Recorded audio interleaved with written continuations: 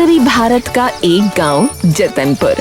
इस गांव के लोग बहुत ही दिलचस्प थे।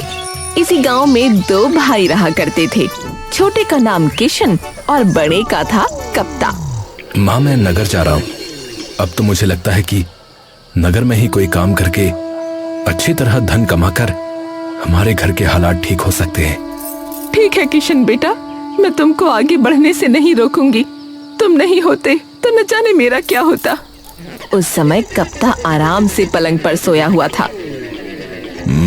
अरे हाँ, सोने की ईंटें छोटे वाले कमरे में लगवा दो और सोने के सिक्के दूसरे कमरे में। बाकी चांदी के सिक्के तो जमीन में गाड़ देंगे।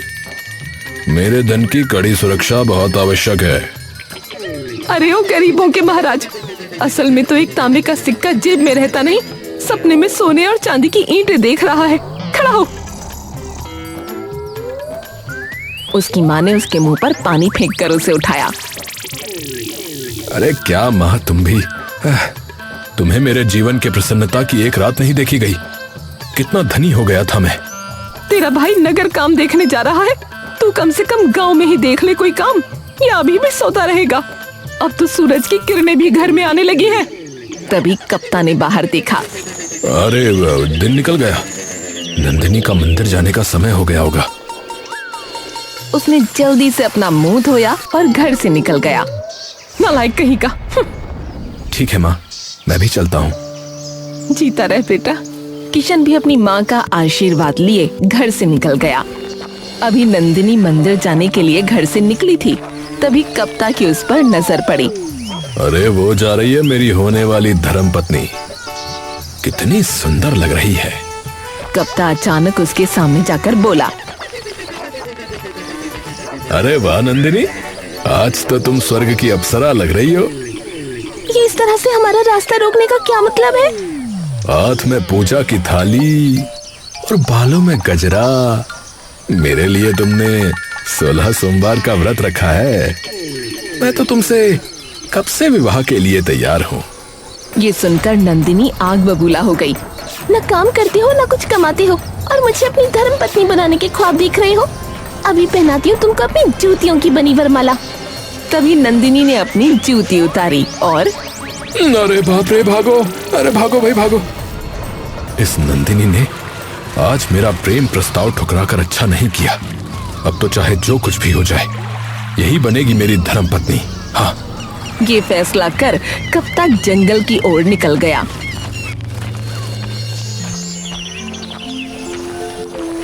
इस तरफ किशन काम की तलाश में नगर की तरफ रवाना हो चुका था। तभी उसे कुछ सुनाई दिया।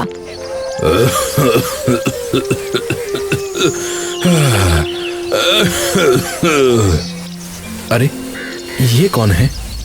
उसने देखा कि एक बूढ़ा पेड़ के नीचे चबूतरे पर लेटा हुआ कांप रहा है।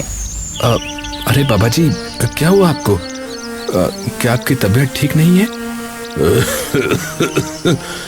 बेटा, मेरा स्वास्थ्य बहुत अधिक खराब है। मुझे कई दिनों से ज्वर है बेटा। ना ही रहने के लिए सर पर छत है और ना ही इलाज के लिए धन। बाबा, ये तो बहुत ही दुख की बात है। अगर मेरे पास धन होता तो मैं आपकी स्वास्थ्य जांच अवश्य करवाता।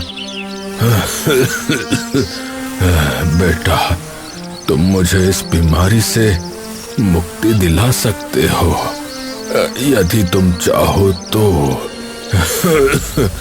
मेरे रोग को ठीक करने के लिए धन की आवश्यकता नहीं है। ये आप क्या कह रहे हैं बाबा?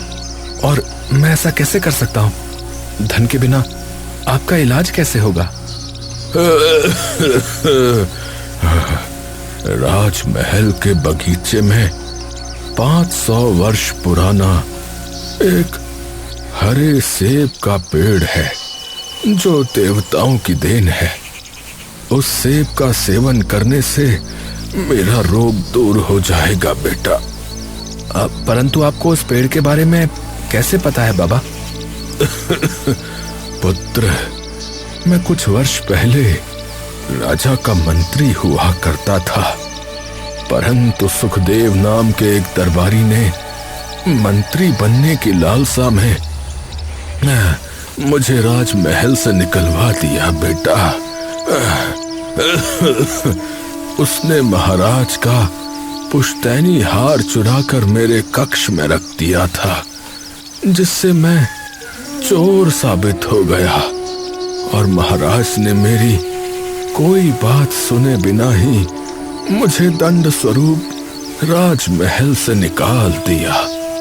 मेरे बेटे और बहू ने भी मुझे चोर कहकर घर से निकाल दिया और अब मैं दर दर भटकता फिर रहा हूँ, बीमार हूँ, परेशान हूँ। एक बार राजा को भी बड़ा रोग हुआ था, तो उसी सेब के सेवन से वो ठीक हुए थे बेटा। ये सुनकर किशन को बहुत दुख हुआ। अब यदि ऐसी बात है बाबा, तो मैं आपके लिए राजमहल के बगीचे से वो सेब अवश्य लेकर आऊंगा। ये कहकर किशन अब नगर में बने राजमहल की तरफ रवाना हो गया। नगर में महाराज भीम सिंह का राज था। उनकी एक पुत्री थी, राजकुमारी रूपमती। मंत्री जी, पिताजी को 2 माह हो गए शिकार पर गए हुए, वो अभी तक वापस नहीं लौटे हैं। हमें उनकी बहुत चिंता हो रही है। राजकुमारी, हमने आचार्य सच्चिदानंद जी को बुलाया है। अब मात्र वही हैं जो अपनी शक्तियों का प्रयोग करके महाराज का पता लगा सकते हैं। महारानी की जय हो। चिंता की कोई आवश्यकता नहीं है राजकुमारी, हम अभी महाराज का पता लगाते हैं। आचार्य जी ने अपनी आंखों को बंद किया और काफी देर बाद उन्हें एक दृश्य नजर आया।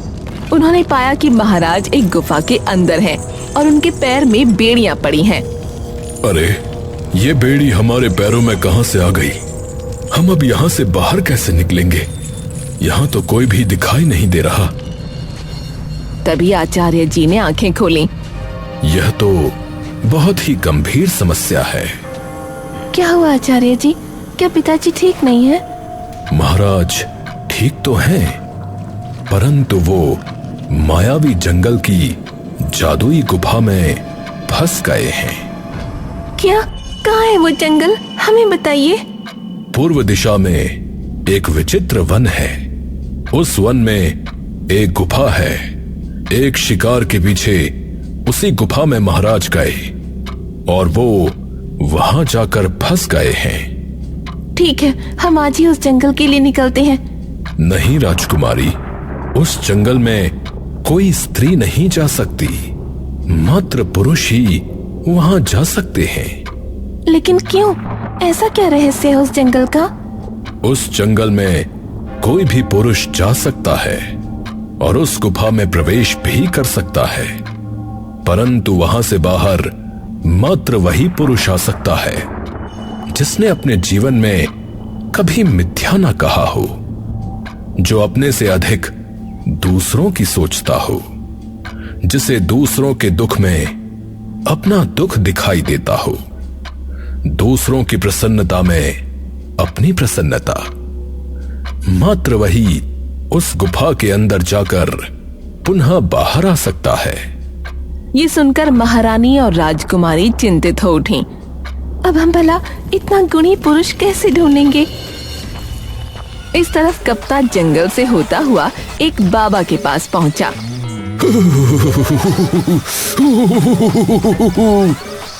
अरे भाई, ये बाबा जी को क्या मिर्गी का दौरा आ रहा है क्या? ऐसा क्यों कर रहे हैं? अरे बेवकूफ, मिर्गी नहीं, झुरझुरी। ये हमारे महान झुरझुरी बाबा हैं। इनको दिन और रात में कई बार झुरझुरी आती है। बता, तेरी क्या समस्या है, बता। बाबा, मैं नंदिनी नाम की एक लड़की से बहुत प्रेम करता हूँ। कोई ऐसा उपाय कीजिए कि वो मेरे ऊपर न्यौछावर हो जाए। परंतु पहले दान पेटी में दक्षिणा तो डालो मूर्ख। कप्तान ने अपनी जेब से 3 मुद्राएं निकालकर दान पेटी में डाली। ये देख झुरझुरी बाबा झुंझला उठे।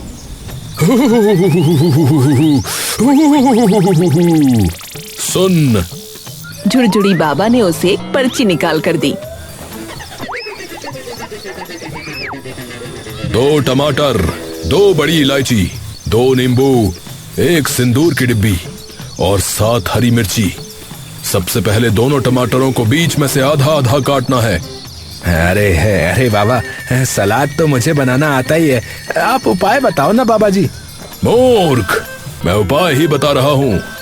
सबसे पहले दोनों टमाटरों को बीच में से आधा काटना है और दोनों इलायची पर पर्ची पर लिखा मंत्र 101 बार पढ़कर फूंक देना है। फिर उन दोनों इलायचियों को टमाटर में डाल देना। फिर एक धागे में दोनों नींबू, दोनों टमाटर और हरी मिर्ची पिरोकर सिंदूर की डिब्बी समेत उसे एक काले कपड़े की पोटली बनाकर आधी रात को चौराहे पर फेंक देना और सुबह होने पर उसे वापस उठाकर जला देना। दोपहर से पहले वो तेरी बाहों में होगी। मेरे पास? अरे वाह, सुनने में ही कितना अच्छा लगता है। धन्य हो झुरझुरी बाबा, धन्य हो।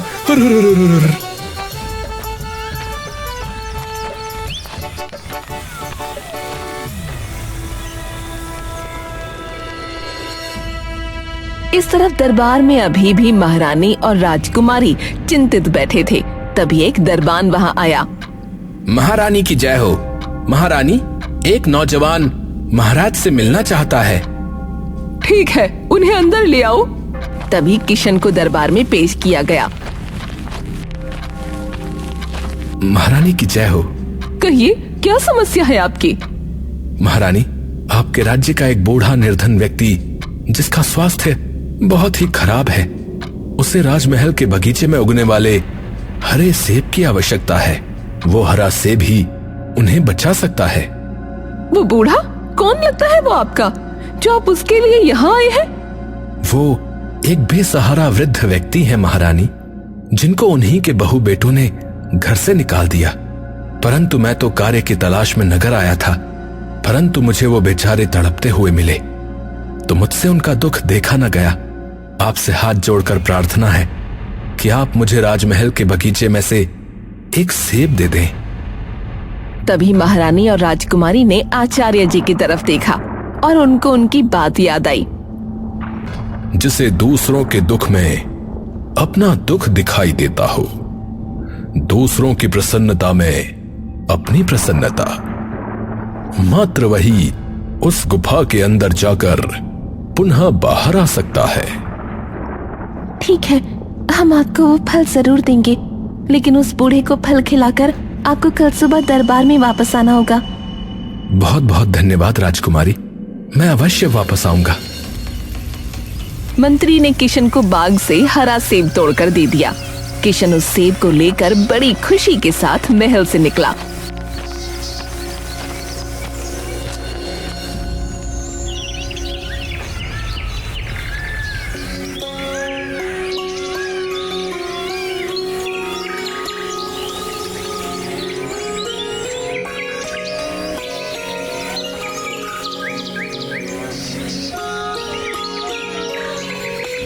और फिर उस बूढ़े के पास पहुंचकर, बाबा जी, ये लीजिए, ये फल खा लीजिए। तुम ले आए बेटा, लाओ लाओ बेटा, दो मुझे। बूढ़े ने वो फल खाया और शांत लेटा रहा।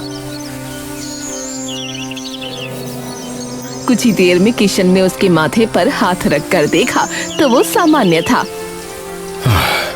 बेटा, अब मैं काफी अच्छा महसूस कर रहा हूँ। वो बूढ़ा उठ बैठा। बाबा, मुझे बहुत प्रसन्नता है कि मैं आपके किसी काम आ सका। उसके बाद किशन अपने घर को निकल गया।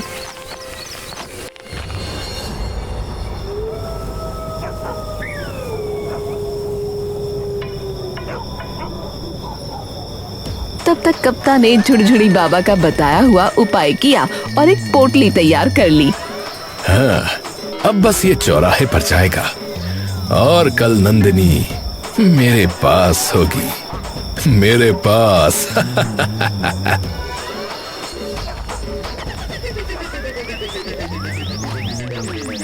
वो चौराहे पर पहुंचा और वो पोटली फेंक दी। अब तो बस कल सुबह का इंतजार है। वो ख्याली पुलाव बना ही रहा था कि तभी एक कुत्ता वहाँ आया और उस पोटली को मुंह में दबाकर भागने लगा। अरे अरे रुक रुक रुक। कुत्ता भागा और कप्ता उसके पीछे भागा। अरे रुक रुक रुक, अरे मेरी किस्मत की पोटली कहाँ लेकर जा रहा है? कुत्ता एक पतले रास्ते पर मुड़ गया। तू ऐसे नहीं मानेगा, तुझे यहीं समाप्त करना पड़ेगा। कप्ता भी उस रास्ते पर मुड़ा और वहाँ पहुंचकर उसकी सिट्टी पिट्टी गुम हो गई। वहाँ उसी कुत्ते के जैसे 3 और कुत्ते थे। अरे यहाँ तो 3 कुत्ते हैं। अरे अरे बाप रे, बचाओ बचाओ। वो कुत्ते उसके पीछे पड़ गए। अब कप्ता आगे और कुत्ते उसके पीछे। एक कुत्ते ने आगे बढ़कर उसे काटना चाहा। भागो।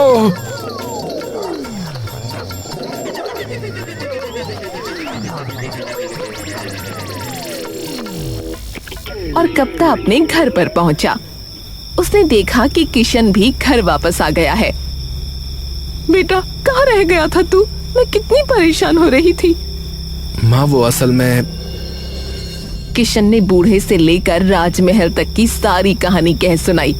इसका मतलब है तू कल सुबह राजमहल फिर से जाएगा? सुना है राजकुमारी रूपमती बहुत सुंदर है, मुझे भी उसे एक बार तो देखना ही चाहिए। ठीक है किशन, बड़े भाई के होते हुए तू अकेला नहीं जाएगा, मैं भी तेरे साथ जाऊंगा।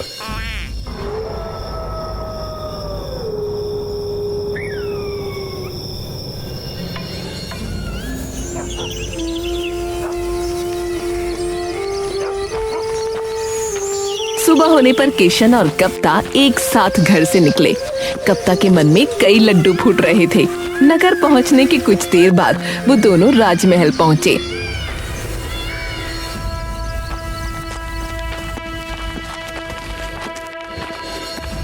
महारानी की जय हो। कप्ता का मुंह राजकुमारी को देखकर खुला का खुला रह गया। राजकुमारी ने भी अब महाराज के और उस जंगल के बारे में किशन को सब बता दिया। अवश्य राजकुमारी, मैं महाराज को लेने उस विचित्र जंगल में अवश्य जाऊंगा। तभी कप्ता ने सोचा, विचित्र जादुई जंगल? हो सकता है उसके अंदर मुझे नंदिनी को वश में करने का कोई उपाय मिल जाए, या फिर कोई जादुई कोषागार। अवश्य राजकुमारी, मैं भी अपने छोटे भाई की सहायता करने के लिए उसके साथ जाऊंगा और महाराज को सकुशल यहाँ वापस लेकर आऊंगा। ये सुनकर किशन हैरान रह गया। किशन भी अपने भाई की बदली भाषा देखकर हैरान था।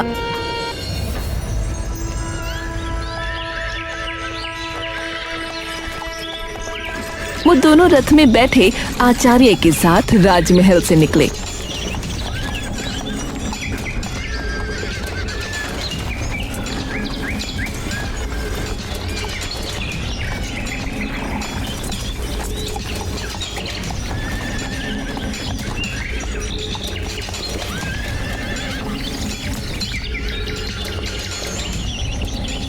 कुछ ही घंटों के सफर के बाद वो एक जंगल की सरहद पर पहुंचे। यही वो जंगल है किशन, मेरी शुभकामनाएं तुम्हारे साथ हैं। जी आचार्य जी, धन्यवाद। रथ आचार्य को लेकर वापस चला गया। चलिए भैया, रात होने से पहले वापस भी आना है। वो दोनों जंगल के अंदर घुस गए। अरे ये जंगल तो आम जंगलों जैसा ही है, इसमें मुझे तो कुछ भी विचित्र नजर नहीं आ रहा भाई। दोनों अब एक फुलवारी में पहुंचे जहां बड़े खूबसूरत फूल उगे थे।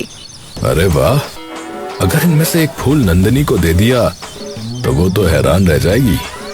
उसके बाद मेरा प्रेम प्रस्ताव वो अवश्य स्वीकार कर लेगी। वो फूल के पौधे के पास गया। अरे भैया, आप कहाँ जा रहे हैं? अरे ऐसा फूल तो मैंने आज तक नहीं देखा भाई, इसको तो तोड़ना ही पड़ेगा। भैया नहीं। कप्ता ने फूल तोड़ लिया और उसे सूंघा। वाह भाई वाह, कितनी प्यारी महक है इसकी। तभी उसे अपने आप गुदगुदी होने लगी।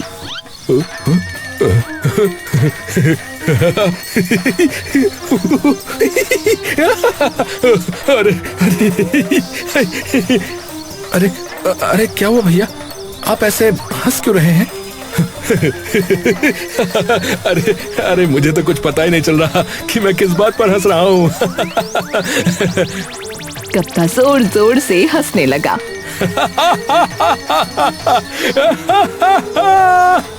इधर किशन परेशान हो गया और अगले ही पल कप्ता हवा में बहुत ऊंचा उछला। अरे बाप रे, अरे कोई बचाओ भैया। कप्ता हवा में ऊपर उठता ही जा रहा था, काफी ऊपर जाकर अरे अरे चलो भाई, कम से कम रुका तो सही। तभी वो वापस नीचे गिरने लगा। किशन उसे पकड़ना चाहता था। उसने अपने हाथों को फैलाया, लेकिन कप्ता पास ही बने एक पौधे पर आ गिरा। भैया अब चाहे कुछ भी हो जाए, आप इस जंगल की किसी भी चीज को हाथ नहीं लगाएंगे, ठीक है? नहीं लगाऊंगा, नहीं लगाऊंगा। दोनों अब कुछ देर और आगे चले।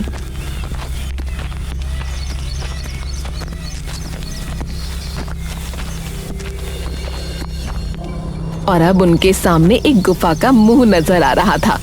अरे वो रही गुफा। तभी कप्ता की नजर एक पेड़ पर पड़ी, जिस पर सोने के आम लटके हुए थे। हाँ, अरे वाह, सोने के आम। भैया वो मात्र एक भ्रम है। अभी कितनी परेशानी हुई आपको, आप फिर से भूल गए? हाँ हाँ हाँ, सही कहा।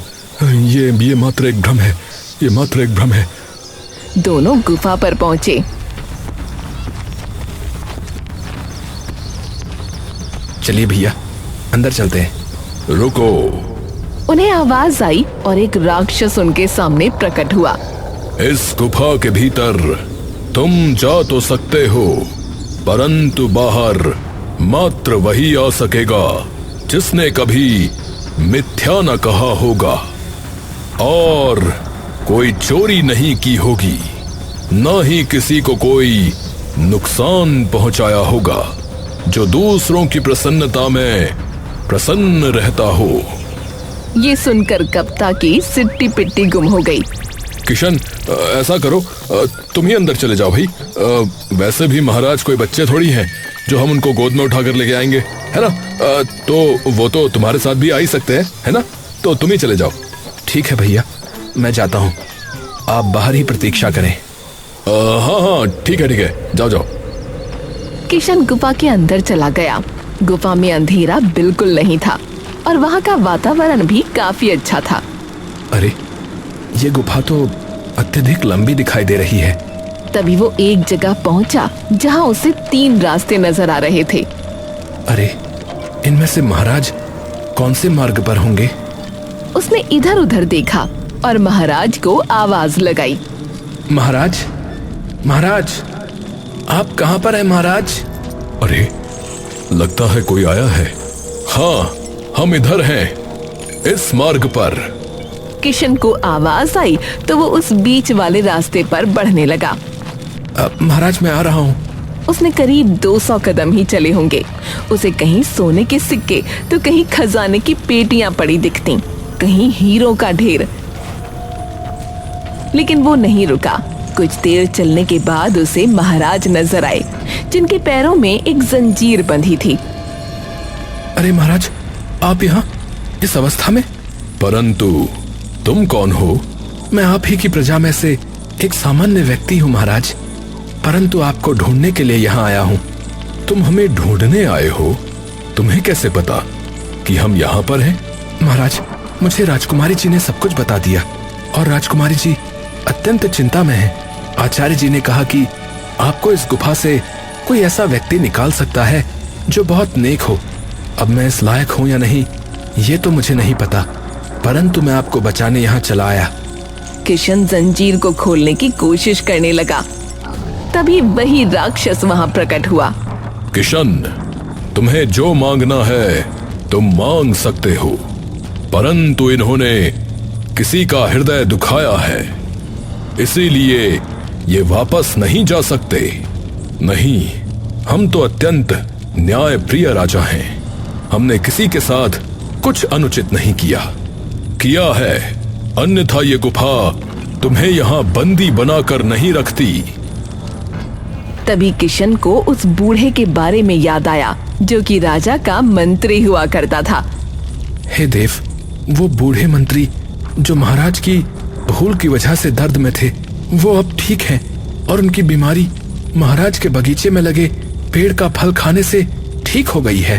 हाँ, ये तुम क्या कह रहे हो? कौन बूढ़ा व्यक्ति? महाराज, आपके नए मंत्री ने पुराने मंत्री को पद से हटाने के लिए आपका हार चुराकर उनके कक्ष में रख दिया था और आपने पुराने मंत्री को दोषी ठहराकर उन्हें महल से बाहर निकाल दिया। ओह, ये क्या हुआ? ये तो हमसे बहुत बड़ी भूल हो गई। क्या तुम एक कार्य कर सकते हो? क्या तुम महल जाकर महारानी से कहकर उन्हें फिर से उनके पद पर आसीन करवा सकते हो? ये सुनकर किशन ने रक्षक से कहा, हे देव, इन्हें इनकी भूल सुधारने का एक मौका अवश्य दें, इन्हें मुक्त कर दें। मुझे इस गुफा से और कुछ नहीं चाहिए। यदि तुम यही मांगते हो तो मैं इसे मुक्त कर देता हूँ।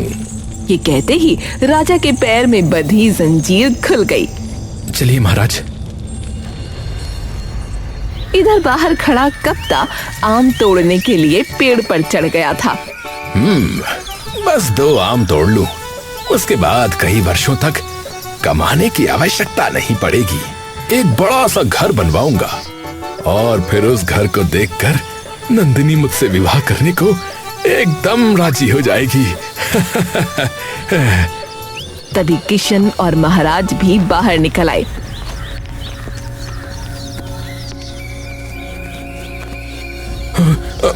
प्रणाम महाराज। अरे, ये कौन है? ये मेरे भैया हैं। अरे, मुझे बहुत प्रसन्नता है कि आप गुफा से बाहर आ गए महाराज। अपने राजा को बचाकर मेरा तो जीवन ही धन्य हो गया। ये सुनकर महाराज ने एक बार किशन की तरफ देखा और फिर ठहाका लगाकर हंस पड़े।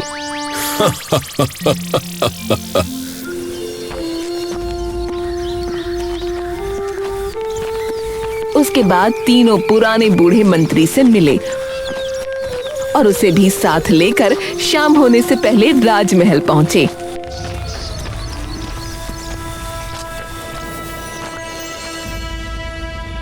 हम आदेश देते हैं कि इस द्रोही मंत्री को पद से हटाया जाए और हमारे पुराने मंत्री बलदेव जी को तुरंत नियुक्त किया जाए। उसी समय बूढ़े को फिर से मंत्री बनाया गया। फिर राजकुमारी ने किशन से कहा, बताइए किशन, आपको क्या चाहिए? आप हमसे कुछ भी मांग सकते हैं। कुछ नहीं राजकुमारी जी, महाराज को बचाना तो मेरा कर्तव्य था। हाँ, लेकिन फिर भी हम आपको इनाम स्वरूप 100 सोने की मुद्राएं जरूर देंगे। हाँ, 100 सोने की मुद्राएं? आपका धन्यवाद राजकुमारी जी। किशन को 100 सोने की मुद्राएं मिली और फिर किशन और कप्ता दोनों घर पहुंचे।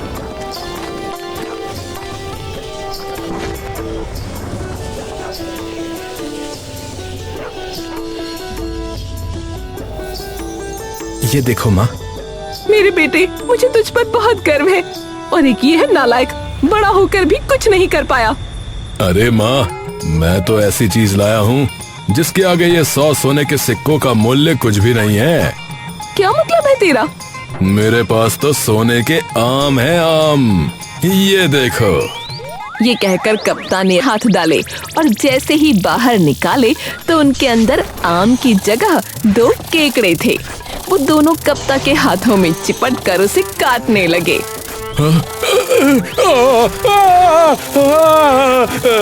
अरे माँ, मुझे बचाओ। किशन और उसकी माँ उसकी बेवकूफी देखकर खिलखिलाकर हंस पड़े।